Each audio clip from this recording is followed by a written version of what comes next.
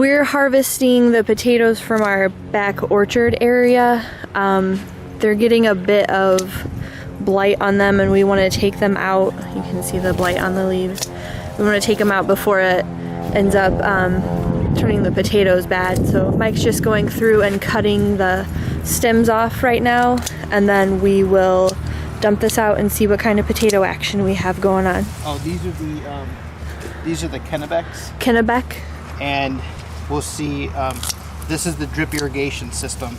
So I've probably turned it on 3 times maybe to give it a water.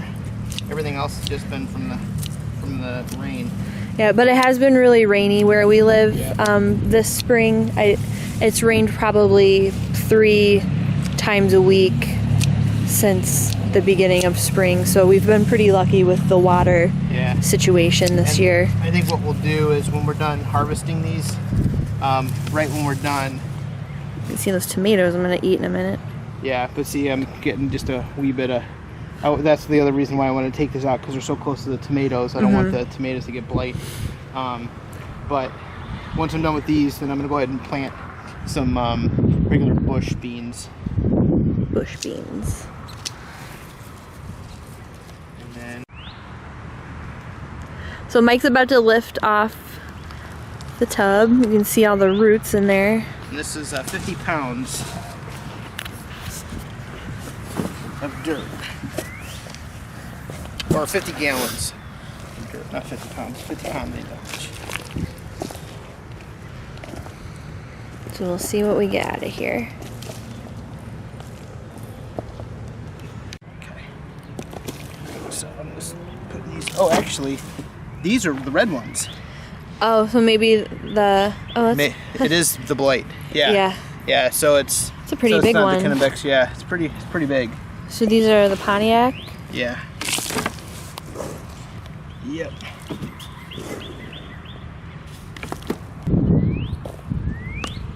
Yeah, see the soil is a little bit drier. It's not as soggy as the big ones or the rain gutter system. And I know that I don't think the potatoes like it very, very soggy.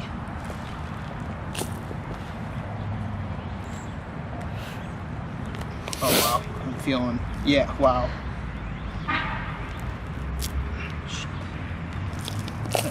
Just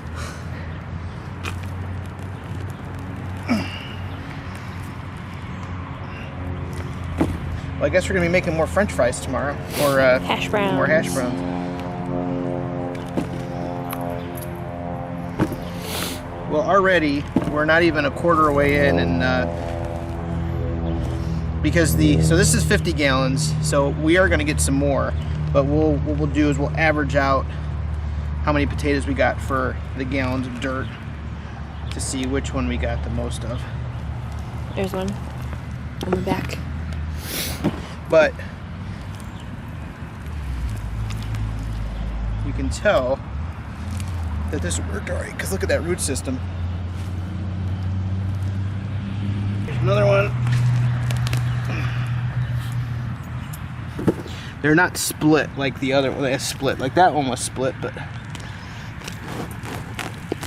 I feel like the whole unit here. You seem to be getting better sized ones. Yeah, I think the potatoes probably like this because of the there's a little bit more air in the soil and it wasn't as wet.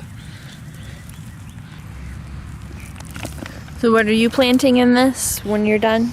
I'm gonna plant some beans, some regular pole beans. No, not pole beans. Bush beans. Bush beans, yeah. Gotcha. All right, so far we've got about 2.5 gallons, or it's about 2 gallons of potatoes. We're about halfway through the dirt of this container. So we're averaging about 6 potatoes per, like 4 good size like this, and then like usually 2 or 3 smaller ones per plant. And I kept the ratio even, so in here I just doubled up the amount that was in the other container, so that way I can evenly do the math. So that way this doesn't have more seed potatoes to start from.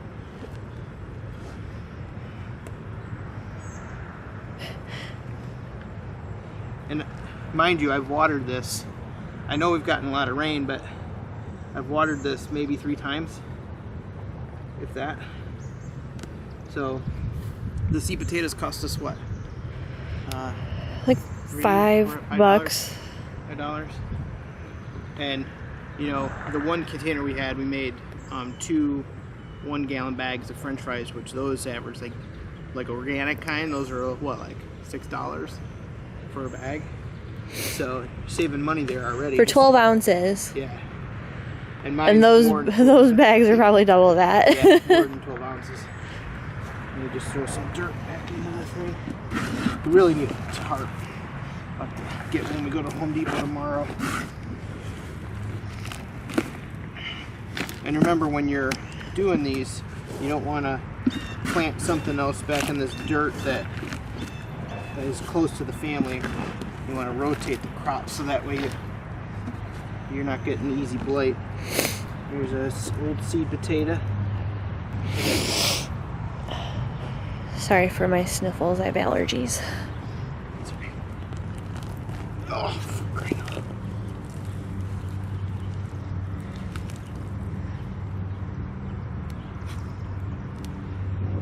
Bunch of little dingle balls. So here's your idea of like what the roots kind of, see if I can uncover this while they're all connected still.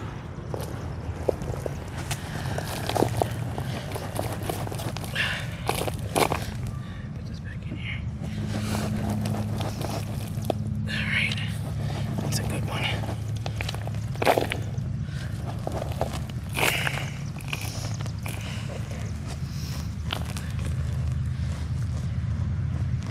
Oh, this one's a really good one. Oh, that's actually the stem I'm feeling. Oh, you should be able to pull the stem and have the... Oop. There's 1, 2, 3 big ones like I was telling you. And you get a few little small ones.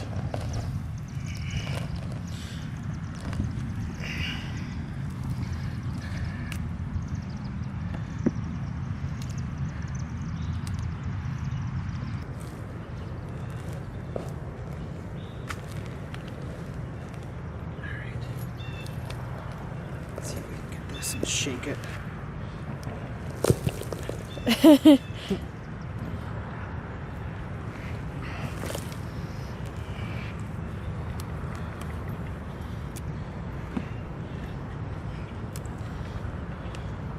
Well, I think that this is going to do better. It's done more big ones on average than the yeah, and one. They haven't been split like the other ones. Yeah.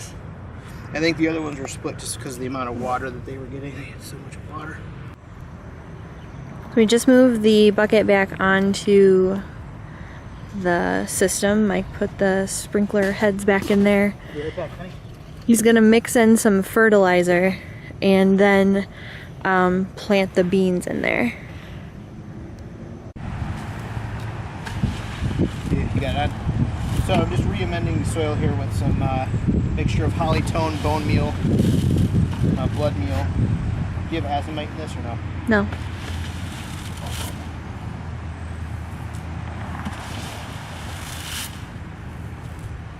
And before I wet it, mix.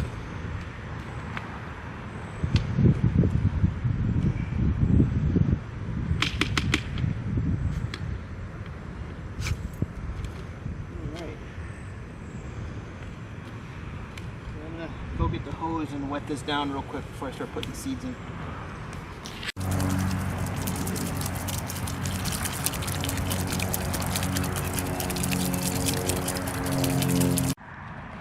Ready? So we're doing green and yellow in this. These are the Fairy Morse and these. Cherokee wax, and then these are Botanical Interest Contender. Now these, like you see, the price is $2.39, but we got these seeds at the Mother Earth News Fair. They were like, I think like 75% off a seed packet, or it was like buy one get one free. It was a good deal. So my beans over there kind of got attacked, but these are a little bit taller, so hopefully the animals won't get in here. Yeah, you can see these, the leaves have kind of been eaten. But I mean, they're still producing beans pretty good for being so demolished by the rabbits or groundhogs, whatever is eating them. How far apart are you putting them? I'm putting these probably like 6 inches, yeah.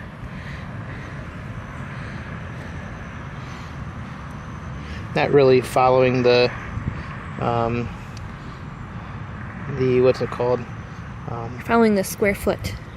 Yeah, I'm not really following. There's abouts. Yeah, kind of ish.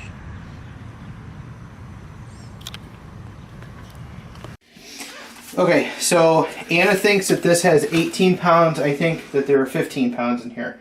So we'll see.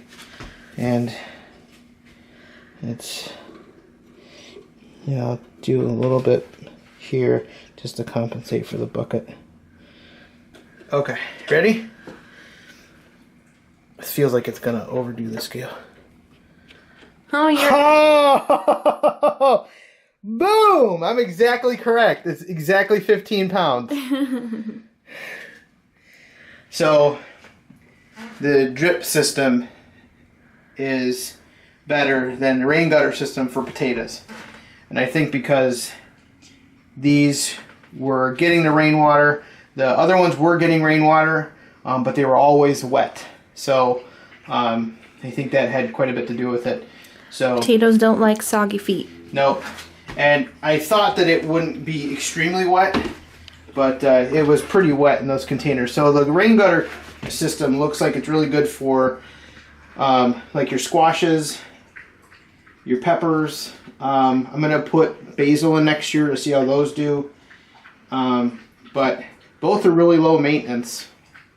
So it really depends on if you're here to water them or if you have to go out of town. So, but we're going to go ahead and clean those up tomorrow and freeze some hash browns and then make some potato salad out of it. So, you know the drill. Hit the thumbs up button. Leave your comments below. Stay tuned for more.